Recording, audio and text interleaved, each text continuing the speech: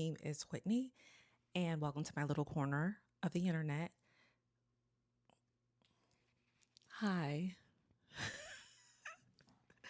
Today we're breaking down episodes 3 and 4 of Love Island of season 7.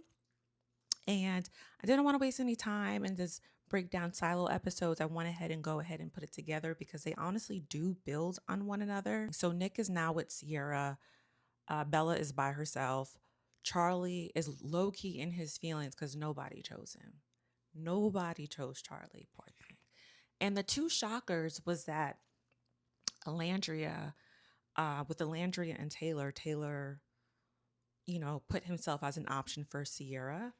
And also Austin put himself up as an option for Sierra. So the couples, the boys and the girls are both chatting, just basically doing a debrief.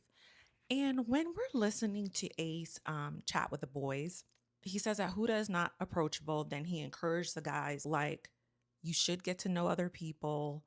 And I definitely agree with him. It was just kind of weird since episode 1 when when Huda essentially chose Jeremiah. And then when Ulisa came and then Ulisa wanted to, give Jeremiah a smooch. And immediately he was just like, no, I'm good. That's the first episode, first day. I'm already like peeping what Ace is saying. I get what he's saying. I see where he's coming from. It's like you're here to explore your options. That's it.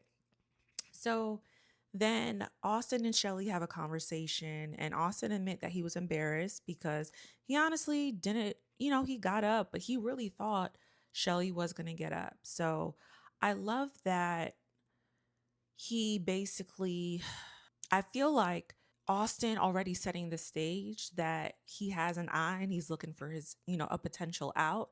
I don't feel that Shelly's probably going to like take him seriously moving forward or probably just keep one eye open. I feel like this is a good indicator to stay alert in this game. Okay. So next, while we have in the corner, we have Bella and Alandria. They're just, chatting about Sierra stealing Nick and yada yada. So meanwhile, we hear Huda in the background just crying like a big old baby. So Alandria's just like, what's going on? I hope I didn't say anything. Remember last episode when they were at the fire pit during the whole recoupling ceremony? Huda was doing the most, making all these comments. Alandria was kind of like, pipe down. We'll talk about it later. Huda was not getting the hints of, of like the social cues to like wrap it on up, okay? And just leave it alone. So she got in her feelings. So she was, boohoo crying and she's like venting to Shelly. And she's like, we're supposed to be sisters. And that just, it just made me cringe because it's like, you don't know these people. And this is literally episode 3. Like, this is very immature. And instead of just openly crying and making a scene, why don't you go talk to the person and just have an adult conversation with them? But, anyways, so Alandria eventually goes up to her. They talk about it. And Alandria just impressed me to the T because she acknowledged what she could have done wrong, even though Huda did blow it out of proportion. She acknowledged how her actions would make someone feel. She apologized. They quickly made up. Moving on.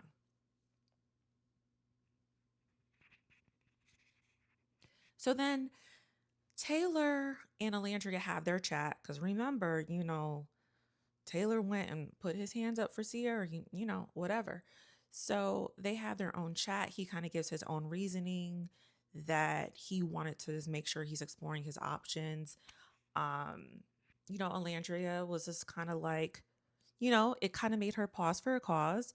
But then Taylor did remind her that in the previous challenge episode, whatever the case is, that she did explore her option in, kissing Chase and kissing Ace. So they were really mature about it. They agreed to move on. Same thing with Shelly and Austin. They had the same conversation. They agreed to move on, and that was that. Before they go to bed, I just noticed how Ace pulled Shelly for like a secret chat, and like he just did a little move where he was like, "Hey, can you come here? Do you smell this? Whatever the case is," and he like gave her a sneak kiss. He is so like he's so sneaky, but it's funny to me. It's just funny. It doesn't come across as like cringy. It's just funny to me. Like I don't know. Ace is a hot mess. So now the morning after, and this is my favorite breakfast time. And Ace is over here in the villa. Ace is trying to make sure he stays in the villa. Okay. He wants to make sure he stays in the villa. He's not going anywhere. He made 3 plates. He made one for uh Olandria, Bella, and for Shelly as well. Okay. And those plates look good. I ain't gonna even lie. Okay. I am not even gonna lie. It's so funny because when Alandria, she got her plate from Ace, another one from Taylor, and then Shelly's like, "Oh, that breakfast looks heavy." That is something I would probably say. I'm a breakfast girl, so I stand. If you a breakfast girl, do you stand with me? Let me know. Let me know. So next, Huda and Jeremiah have their chat, and it's brewing in her head if when is she gonna like finally tell him that she has a daughter. Obviously that doesn't happen yet. Nick and Sierra, they're finally in their official couple. And just me watching their vibe and their energy, I actually do like them together. I do feel that, he just gives me just, he wants someone to match his energy, and he wants someone that he doesn't want to have to teach anyone anything. He wants someone that meets him where he's at. And I feel like with Bella, it was too many ifs, ands, and buts. I think regardless, he was always going to like make sure he keeps, Bella comfortable. But I think with Sierra, she's like mentally, emotionally, and physically of what he's looking for in a person. And I'm not even mad at it. Then we have poor Bella. This made me sad. I'm not even gonna lie. Bella and Huda are having a chat. Poor Bella. Bella is upset that Nick didn't even pull her for a chat, from the post coupling. She mentions that she feels small. She wants her light to shine. Oh my God. She's just feeling a lot of emotions, and she feels like in the real world and in the villa, a lot of her values is, they just get looked over. And Huda just gives her really good advice and tells her, "You're just around the wrong people. Don't ever compromise. Like, this is who you are. Don't change it for anyone." And I agree. I agree with Huda. Like, this is who she is, and she takes things slow. We have to keep remembering that that Bella is either 21 or 22, and she doesn't have a lot of relationship experience. So she's navigating it, you know, she's learning herself, and she has such golden retriever energy. And I know this is not going to work out well for her. I know this process of her finding love is not going to work out right, but I feel that her putting herself in this Love Island experience, it's going to lead to her internal glow up. Like help her. This is going to help her in her confidence.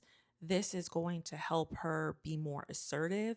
So even though she may not find love in the villa, it's probably going to lead her to just becoming a stronger version of herself, more assertive, and also to be proud of the woman that she is, a proud Christian and someone that doesn't settle for less, that honors her values.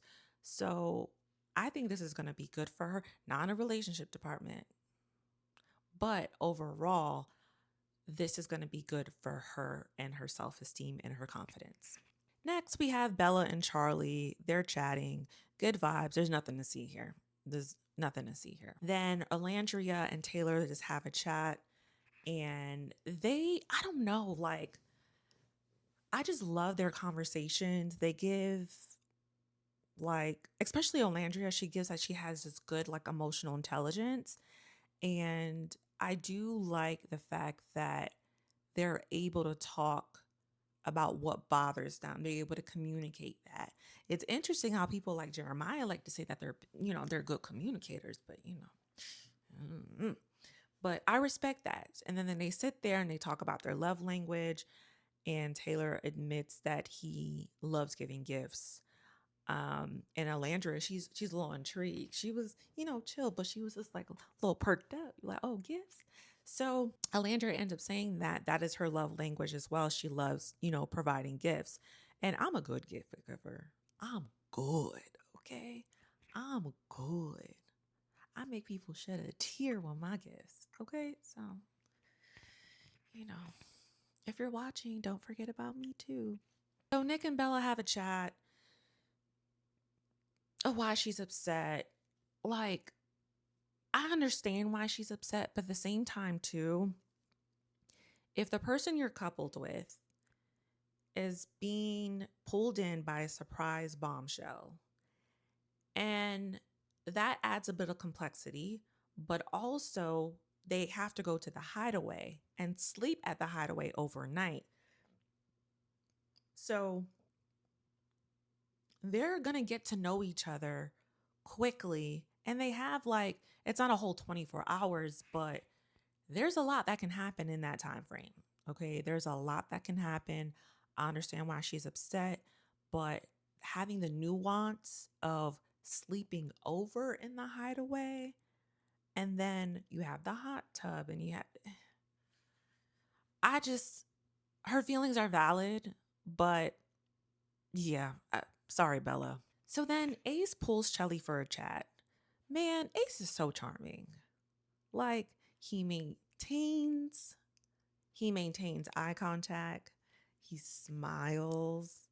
I think that he's someone, he just has good presence, whether if it's stage presence or if it's on camera presence or whether if it's real or not. He just has, a good aura about himself.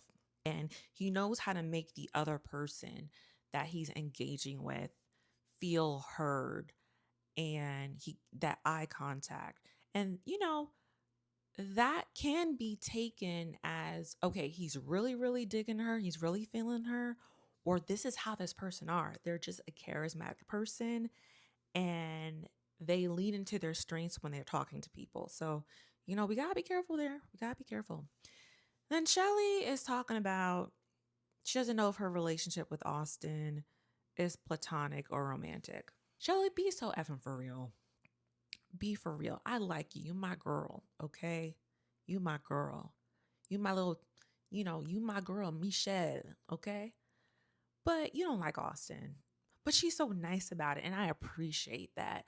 Because we've seen in previous Love Island episodes, whether if it's USA or UK, if someone's in a partnership and they don't really like the person, or if it's like a default, like they just kind of become rude to that person. And we've seen that time and time, but at least she's nice about it. So the night begins, and Shelly and Huda, they just have a side chat. And, Shelly's encouraging her, like, hey, I think you should talk about your situation, being a mother. Like, just be honest. So thanks God, conversation got interrupted with God a text. Before I move on, I don't want Shelly to be like the resident therapist, especially for Huda, because Huda just seems someone that's like, I don't want to say energy vampire, but when you do talk to her, it's like, it's a load and you got to take that load. So I just don't want Shelly to play that role. You can be supportive, but let that girl figure it out on your own, because when you're helping others with that, like, what energy do you have for you when you're Anyways, so next they play a game called State Your Case. So it's like they split it by gender, and it's like you have to guess about who says I love you the most, who cheated the most, like one of those things. So as soon as they play the game, there was a question as like who cheated the most or something like that. One of the girls were like, go put Nick at the end. Go put him at the far end. And then Ace is like, damn, Nick, they said you were Jezebel. I don't know why that was just so funny to me. And then he was like, "All right, who has the cheating spirit?" I'm sorry, but I need Ace to host all the games. Like it's the entertainer in him. It's just and he's not even like trying. It's actually like really funny. So they go through the game and they find out, scandalous things that, Austin likes to send over 1,000, certain type of pictures. And Ace never said, I love you to anyone. And it's like, where y'all be getting these unseasoned people from? Anyways, then Jeremiah gets like ding because they're like, oh, like you said I love you to how many girls? So after the game, the girls and the guys they come together and they debrief about what was surprising to them, whatever the case is. Then Huda mentions that Jeremiah is saying I love you over 10 times. It gives her like love bombing vibes and she sees it as a red flag. And I'm like, yes, that's a little alarming. Yeah, it is definitely alarming if someone tells you that they've said, I love you to that many people. But I think knowing Huda's fashion, she's thinking because I know what's going to come next. She's going to talk to Jeremiah about that. So the next thing is, isn't it kind of funny when Ace is talking to the boys and specifically Jeremiah, and they be just asking Jeremiah hypothetical questions and he just be struggling. Like, I don't know. I just find it to be very funny. And it happens a lot throughout the season. So then I love how Ace and Taylor were chatting, and Ace was like sitting back and clocking the manipulation. I love this good, messy moment. We need a narrator, we need someone on the side that is paying attention. There has to be that one person that's going to bring up the important things. Okay. So then the next thing you know, Jeremiah and Huda go out to the dock. Well, Jeremiah thinks that it's going to be a normal conversation. Okay. But I've no idea that Huda is going to have her line of, you know, investigating questions in regards to why have you told that many people that you love them? And second, she also wants to finally share with him on episode 3 that she is a mother. So the moment of truth finally comes, finally happens where Huda mentions, I'm a mother. Jeremiah is shocked. He just puts his hand in his face. And I ain't gonna lie, that was a weird ass reaction. That was weird.